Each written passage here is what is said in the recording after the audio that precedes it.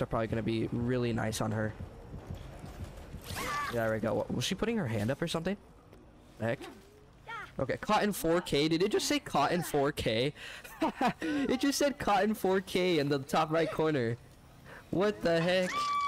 Oh, behavior. You guys are actually funny for that. Yo, what's going on, everybody? Welcome back to another Dead by Daylight video, and in today's video we're going to be talking about a few things that I would like to see for the new chapter. So as most of you guys know, the new chapter 27, Tools of Torment, just released in PTB, and with the release we got the new killer, the Skull Merchant, and the 2 new survivors. Now I'm just fresh, like I don't have a script. This is just fresh off of me streaming the PTB. I would like to talk about some changes and some buffs that I would like to see to the Skull Merchant before she releases live servers. So this is not me hating the killer, I promise. I like the killer. I like the idea of her power. It's just that they didn't deliver it right, and they need to make some buffs to her. Her power is really cool, don't get me wrong, and if any of you guys disagree with me, you guys think she's good, then go ahead, let me know in the comments. But I know that there's a lot of people out there that will agree with me that she is kind of an underwhelming killer in terms of strength. So this is why I wanted to make this quick video to tell you guys my idea, or a couple ideas for some buffs. This is just right after the PTB, like I just said, so I might not have all my buff ideas. I might come out with more buff ideas later, so I might make a continuation video off of this. First off, I'm gonna start off with the exposed part of her power. So as you guys know, if you've played her or seen gameplay from her, you guys know that she's able to set down drones. These drones are able to sort of stalk survivors, I would say, or like they fill up a survivor's meter until they get exposed, and the survivor is exposed. I'm not too sure. It's like 20 seconds. I'll put the official time on screen, but they're exposed for a really short period of time, and most of the time it doesn't really work because the survivors are smart enough to not get exposed. And when it does work, when they do get exposed, most of the time you're not even near them, and by the time you're able to hit them, since she's a normal M1 killer, the timer has already ran out. So some changes I would like to see to that part of her gameplay. I would like to see when the survivor actually goes into the circle while they're exposed, just like how her undetectable meter pauses, I would like the exposed meter to pause for the survivors, because the exposed part of her power needs to be more threatening, more scary for her to be a better killer. This is one of the better ways to buff that part of her power. When the survivor enters the camera radius, the active camera radius, that exposed part of her power needs to pause. They also, instead of doing that, if they don't want to do that, the farther you are away from an exposed survivor from the camera, the slower their meter goes down, or it stops completely if you're not even in chase with the survivor when they've become exposed. And then the timer starts to go down for their exposed when you actually start chase with them. That's just the first buff I would like to see to her kit. They need to do something like that to actually make her exposed part of her power scary and threatening to the survivors. It may seem overpowered, but they can easily tweak it if they need to. The least they could do is make her exposed when the survivors are exposed, at least make it a little longer, because it's very short right now. The next buff I have in mind for her is make some of the add-ons base kit. There's a couple add-ons, I can't think of them off the top of my head, but it's some of the brown add-ons that she has. Like one of them I can remember, it's where when a survivor has a claw trap on them, they break a pallet if they vault it. That should become base kit. It may seem a little overpowered, but that needs to become base kit. They need to make these claw traps more threatening. I also have another buff idea with those, but I'll explain more on that later. And then there's another one where they have, or where the survivor becomes slower when they're in the active drone radius. That also needs to become base kit. And then I feel like instead of giving her undetectable, they should make her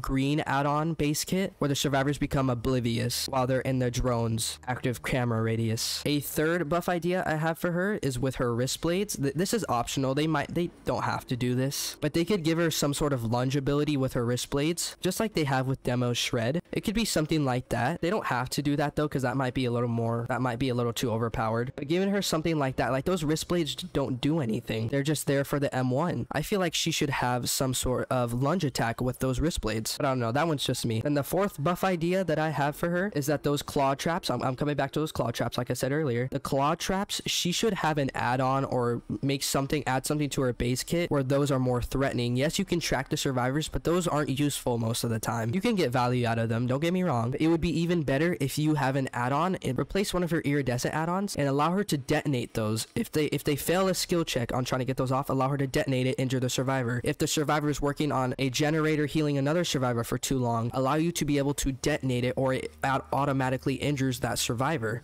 1 health state. That'll make those claw traps even more dangerous. And then the last buff idea that I have for her is that they need to make the drones a little scarier. Yes, they have some counterplay in chase, but they need to make it more of a little scarier anti-loop, especially for survivors that are already injured. Like make me as the killer want to drop a drone on a survivor that's injured that I'm chasing. For example, if I'm chasing a survivor and they're injured, allow me to drop the drone and make them become slower. Building off what I said earlier, allow them to become slower, allow them to have a debuff for a certain period of time to make her stronger, to make her more threatening to survivors that are already injured. Make me want to put a drone down for survivors that are injured and survivors that are healthy. These are all strong buff ideas that I would like to see come to her before the PTB drops. But these may be a little far-fetched. Some of them may be, but some of them actually make sense if you guys agree with me. But I don't know. That's just my opinion based off playing the PTB. And remember, you guys, this is just me right after streaming the PTB. You know, these aren't my only thoughts that I have on her. I might build off of these later. I might come up with more buff ideas later. But yeah, I just wanted to get this real quick video out for you guys. Let me know what you guys think in the comments. You guys agree with me, disagree with me? Do you guys have your own buff ideas? What would you guys like to see? What do you guys think of the new chapter? Don't forget to leave a like, comment, subscribe with the bell notification on so you guys get a notification every time I go live here on YouTube and on Twitch, as I multi-stream on Mondays and Wednesdays. And with all that being said, everybody, I appreciate each and every single one of you guys that stopped on this video and watched all the way through. We'll see y'all in the next one. Peace.